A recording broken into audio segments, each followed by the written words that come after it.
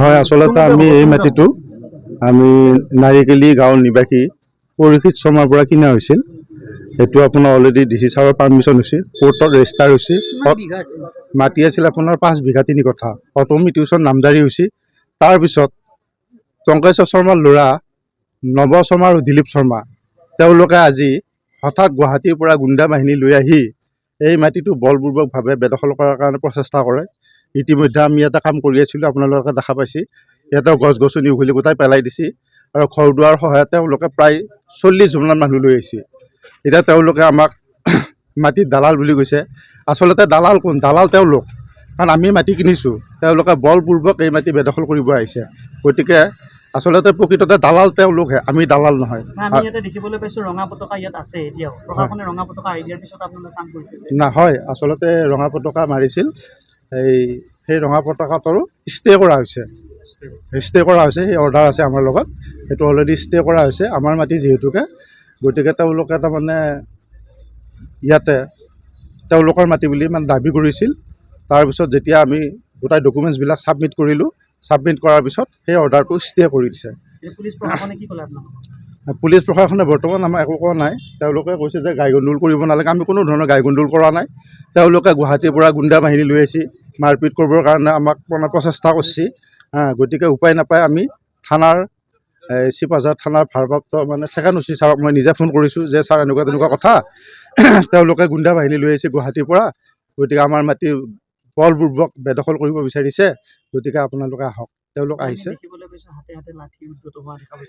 নাই, তেনেকুৱা কোনো ধৰণৰ হেৰি হোৱা নাই। আচলতে তেওঁলোকৰ যি গুণ্ডা বাহিনী, সেই গুণ্ডা বাহিনীয়ে তাৰমানে তেওঁলোকে হাতত লাঠি আৰু এনেকুৱা টাঙৰ টুঙৰ লৈছিল, আমাক মাৰিবৰ কাৰণে উদ্ধত হৈছিল। নাই, এতিয়া বৰ্তমান তেওঁলোকক ওলাই দিছে। মাটিটো কোনে কিনিছিলে? মাটিটো আমি 5জনে কিনিছোঁ। মোৰ নিজৰ নাম হ'ল কুলেন নাথ, আৰু আপোনাৰ লুফুৰ ৰহমান, সৈয়দ দুদুল কাজী, কাবুল হুছেইন আৰু আপোনাৰ মচুব আলী। আমিতো আজি 200 বছৰ বুলি ক'লেও ভুল নহয়। যেতিয়াৰ পৰা মাটিখিনি মানে খেতিৰ কাৰণে উপযুক্ত হৈছে, তেতিয়াৰ পৰাই আমি এই মাটিখিনি আমাৰ ককাই খাই আছিলে। ককাৰ পিছত আমাৰ দেউতাহঁতৰ 6 ভাই, তাৰপিছত লাহে লাহে এতিয়া তাৰো আমি অংশীদাৰ হৈছোঁ। এতিয়া হঠাৎ যেতিয়া তেনেকুৱা হ'ল, এই 7 মাৰ্চৰ দিনা মাটিখিনি ৰাতি দখল কৰিলে, তো আমি সম্পূৰ্ণ ন্যায় ব্যৱস্থাটো ঠিকে ৰাখি আমি কৈছোঁ, প্ৰথমতে আমি গাঁৱত মিটিং পাতিছোঁ, গাঁৱৰ ৰাইজক কথাটো জনাইছোঁ। গাঁৱৰ ৰাইজে এই ক্ষেত্ৰত আমাক সহযোগ কৰিছে। গাঁৱৰ সহযোগত গাঁৱৰ মানুহ লগত ৰাখি, গাঁওবুঢ়া লগত ৰাখি আমি থানাত গৈছোঁ।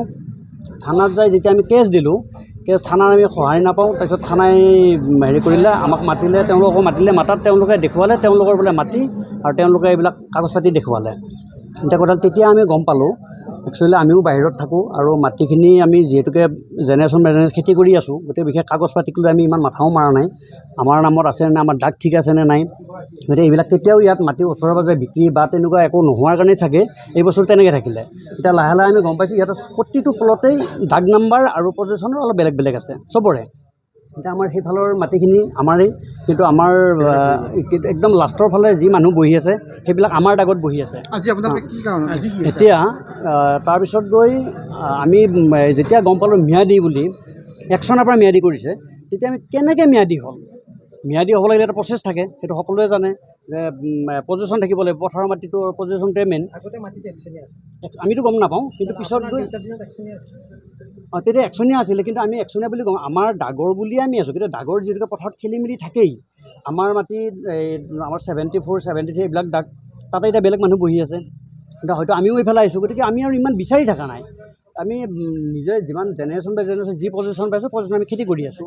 আজি কি হৈছে এতিয়া? আজি হ'ল কি, ইহঁতে যেতিয়া সেনেকৈ কৰি আছে, এই যেতিয়া মাটিটো ইহঁতে এনেকৈ কৰি আছে, দখল কাম কৰি গৈ আছে, এতিয়া আমিতো বাধা দিব লাগিব। প্ৰথমতে বাধা দিব বিচাৰিছিলে, ৰাইজে কৈছিলে যে এটা কাম কৰক, আপোনালোকে সোমাই যাওক। কিন্তু আমি আইন ভংগ কৰিব বিচাৰা নাই, আমি সোমাব যাম, তেওঁলোকো আহিব, কাজিয়া পেচাল হ'ব, মাৰপিট হ'ব, গতিকে থানাত যাব লাগিব, এইবিলাক ঘটনা ঘটিব। গতিকে সেইকাৰণে আমি ভাবিলোঁ যে আমি আইনমুখে যাওঁ। কিন্তু আইনমুখে গৈ থাকোঁতে দেখিলোঁ যে মানে এওঁলোকে কাম কৰিছে, ইনজাংচন আহিল, ইনজাংচনৰ পিছতো কাম কৰি আছে। এতিয়া তেওঁলোকে বোলে কিবা এটা ইয়াতে কাম কৰা অৰ্ডাৰ পাইছে, সেই অৰ্ডাৰটো কিন্তু আমি এতিয়ালৈকে পোৱা নাই, এই মুহূৰ্তলৈ আমি অৰ্ডাৰ পোৱা নাই। এতিয়া থানাত গৈহে আমি গম পাইছোঁ যে এটা কিবা অৰ্ডাৰ আছে। 2 বছৰ পূৰ্বে নহয়, যোৱা 7 মাৰ্চৰ ৰাতি 12টাৰ পিছত তেওঁলোকে মাটি পেলাইছে। মাটিটো কোনে পেলাইছিলে? ইয়াতে কুলেন নাথ আৰু তেওঁৰ কোনোবা আছে 5-6জনমান আছে। কুলেন নাথ কিবা লুৎফুৰ ৰহমান তেতিয়া মনছুৰ তেতিয়া আলী। বাধা কৰা নাছিল আপুনি? বাধা কৰা তেতিয়া আমি বাধা কৰা নাই। আমি আইনীভাৱেই গৈছোঁ কমপ্লিটলি। আমি এনেকুৱাকৈ আহিলে তেতিয়া মাৰপিট হ'ব। গতিকে আমি মাৰপিট কৰিব নোৱাৰোঁ বা মাৰপিট নকৰোঁ বুলি ভাবি আপোনাৰ নামটো কি আছিল? হেমন্ত শৰ্মা, আপোনাৰ দেউতাৰ নাম? কংগ্ৰেছ শৰ্মা।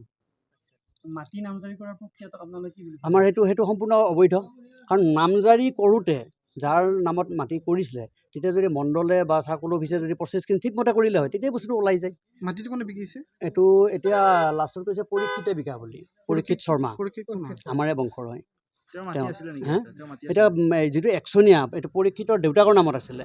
দেউতাক অঁ আমাৰ বংশৰ একে বংশৰে আমি। আমাৰ এতিয়া আমাৰ যি ঘৰৰ ভেটি আছে ঘৰটো এইটো আগত এজমালি নহয় 4-5জনমান বুঢ়াৰ নামত আছিলে। পৰীক্ষিতৰ দেউতাক আছে, পৰীক্ষিতৰ খুৰায়েক আছে, খুৰায়েক 2জন আছে আৰু সিহঁতৰ আৰু এজন হয় কি বা ৰিলেশ্যন হয় নাজানো, তেওঁলোকৰ নামত আছিলে। সেই নামবিলাক বুঢ়াকেইটা মৰি গ'ল। সেই নামকেইটা কাটি ইহঁতৰ গোটেই যিমানকেইটা ভাই ককাই আছে তাৰে ভিতৰত নাম ভৰাইছে। 2জনমানৰ বোধহয় উঠা নাই, সেইজন অলৰেডি ঢুকাইছে। আজি উত্তপ্ত কি কাৰণত? কেতিয়া ঘৰ বান্ধিবলৈ আহিছিলে, পৰিৱেশৰ সৃষ্টি অঁ হ'ল। কি ক'ব এই না আমি পুলিচ প্ৰশাসনক আমি জনাইছোঁ আজি যে আমি ইয়াতে আহিম এইটো কথা তেওঁলোকে গম পাইছে। গম পাই সেইটো গম পাই আহিছে নে কেনেকৈ আহিছে নাজানো। আমি যেতিয়া আহিছোঁ ইয়াতে আমি